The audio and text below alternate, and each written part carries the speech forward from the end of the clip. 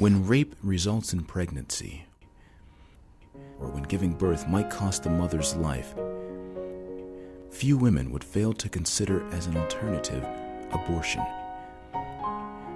But let's say you're a doctor, a physician not morally adverse to terminating a patient's pregnancy, and the circumstances are neither frivolous nor dire. Let's say that on a given day you are consulted by two young women, both pregnant, both doubtful as to whether they should be. Now remember, such a choice is ultimately the mother's, but because you are a physician, and because your judgment is respected, and because your patient is seeking guidance, everything you say, regardless of how clinically objective, yes, even the tone of your voice, may sway her decision. Yours is a position of enormous responsibility. Like it or not, the very expression on your face could save or extinguish a life.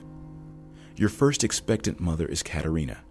Katerina is unmarried, obviously in her teens, obviously poor. You ask her age and she tells you, and at once you realize she has overstated her years by 1 or 2 or 3. Katerina is in the first trimester of her pregnancy. You ask if she's been pregnant before. Katerina shakes her head. Studying her, you wonder. You inquire of her general health. No problems, she says. And the health of the father? Katerina shrugs. Her eyes fall.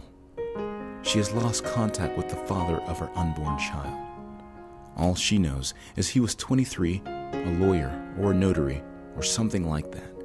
He lives nearby, she thinks. She's not so sure. The affair was over quickly, little more than a one-night stand. No child was expected, nor now is it wanted. What, doctor, is your advice? Later that same day, you are consulted by a second expectant mother. Her name is Clara. Clara is 28, married 3 years, the wife of a government worker. She has the look of a woman accustomed to anguish. Concerned for the ultimate health of her unborn, Clara explains that for each year of her marriage, she's had a child, and each has died.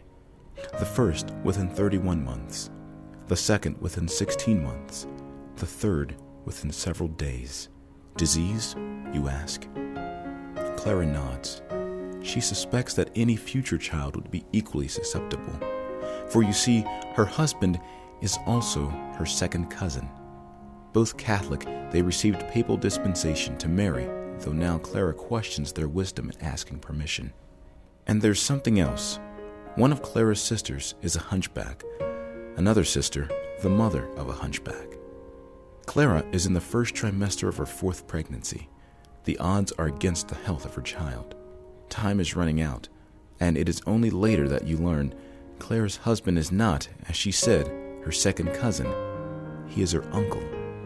So what, doctor, is your advice?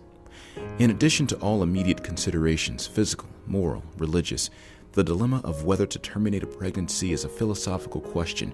Might this life, if left to live, affect the consciousness or even the destiny of mankind? Yet, if the profundity of this question is diminished by the balance which governs all life, there is evidence in the 2 true stories you have just heard. The unwed mother with unwanted child, the married mother with the graves of 3 infants behind her.